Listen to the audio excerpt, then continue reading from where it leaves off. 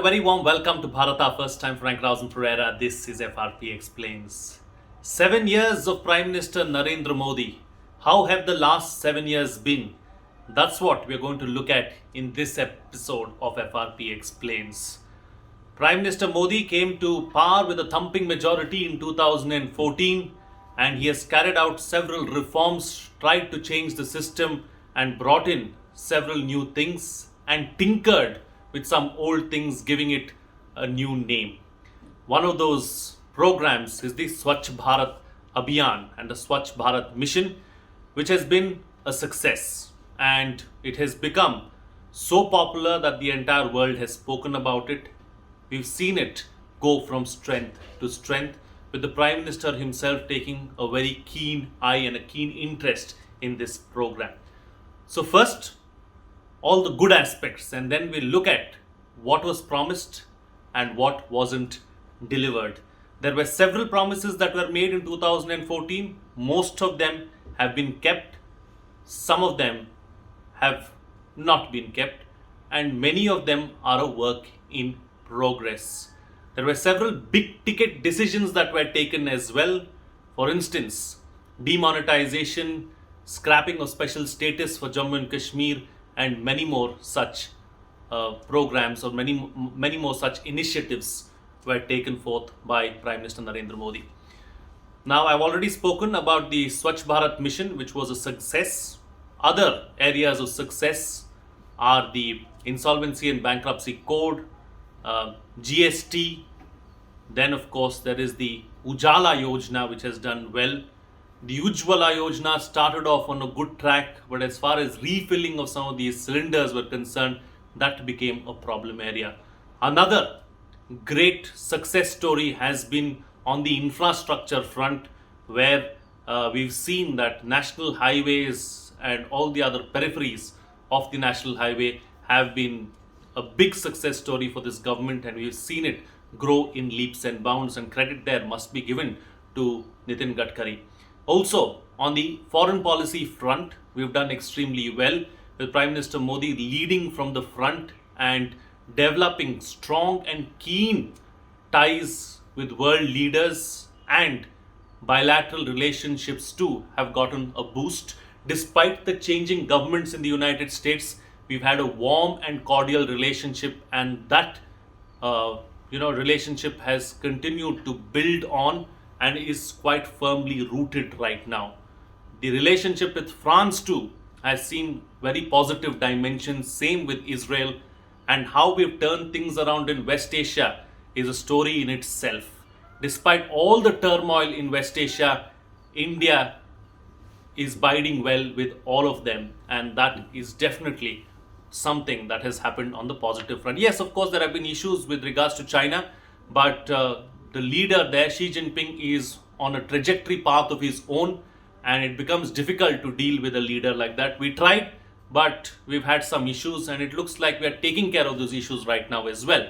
Even in the neighborhood, initially there were some problems, there were some hiccups, but now it seems like the storm in the teacup has settled. So these have been some of the positives really, as far as the last 7 years are concerned. Achhe din were promised. Those achhe din have still not come. We are hoping that the next 3 years we'll see those achhe din coming at some point in time. Bure din have definitely come as a result of the pandemic, and that has really turned things around, but it doesn't mean that the government can't redeem itself. There are 3 more years. If the government cannot redeem itself, then the people will decide in the court of the people whether or not to continue with this government or not. What has happened in the interim? Prime Minister Modi's popularity too has come down. It is at the lowest level right now over the last 7 years. But it doesn't mean that it's not still high. It's still very high. But compared to the last 7 years, it is the lowest right now. Now talking about these issues and what has happened. Demonetization, the idea of demonetization was good, but unfortunately it backfired, and we are paying for it even today. People were willing to trust the Prime Minister and go and stand in those long queues, but we took for granted the appetite of rural India to convert this black money and bring it back into the system. That is something that we didn't expect but that is exactly what happened, and black money is back in the market right now. It's not like it's not there. So that has been a failure really, because it has hit the informal sector very badly, and the informal sector is still reeling as a result of the double whammy of the pandemic as well. Demonetization and the pandemic together have completely ruined the informal sector, and that is a sector that we need to focus on going forward.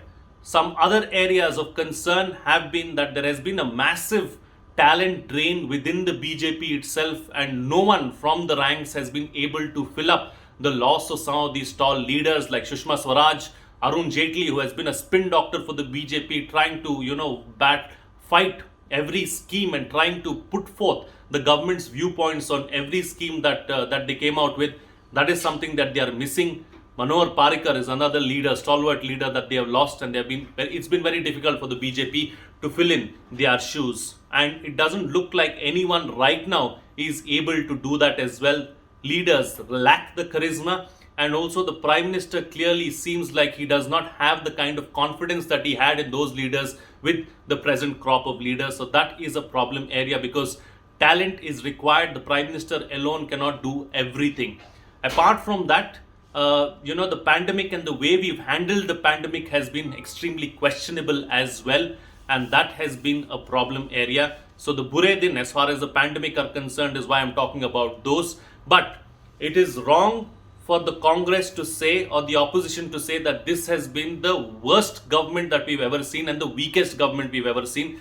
That is not the case. This government has tried time and again to try and bring these reforms. Only if you try will you be able to make a difference and make a change. 370 and scrapping of certain sections of 370 is something that something that governments over 70 years could not do. This government took a bold step and did it, and stood firm behind that decision, and we are seeing the difference being made on the ground in Jammu and Kashmir. So some hard, tough decisions that were not taken in the past have been taken over the last 7 years.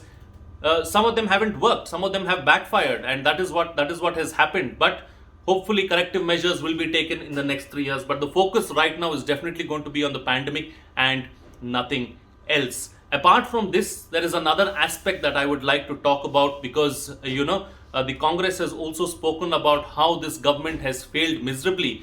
The same kind of numbers the Congress had when Rajiv Gandhi was the Prime Minister. What kind of reforms did we see? We did not see this kind of reforms back then. The real reforms that we saw was in the early 1990s, when Prime Minister Narasimha Rao was heading the government, and the Prime Minister Narasimha Rao now is a forgotten Prime Minister. Nobody even talks about him. Even the Congress itself doesn't talk about it. Yes, Manmohan Singh has done great things, but how many of you actually know that Manmohan Singh didn't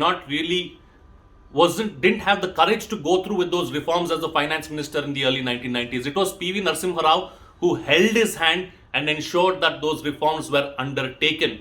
So the Gandhis cannot be credited for this, or in particular, Prime Minister Manmohan Singh cannot be credited for. He has done great work as a Prime Minister of this country, and he has contributed immensely. But an even greater role is that of Prime Minister PV Narasimha Rao, which is not being spoken about right now, and which is unfortunate.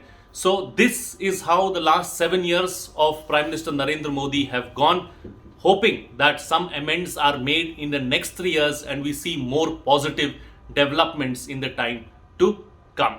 With that, it's a wrap on this edition of FRP Explains. If you like the content, please like the video, subscribe, hit the bell icon, and then all notifications. For those of you who would like to make a contribution, you may do so by using our UPI IDs. A small contribution that you make will be a giant leap for us to keep bringing you this content. That's it from me. See you again next time.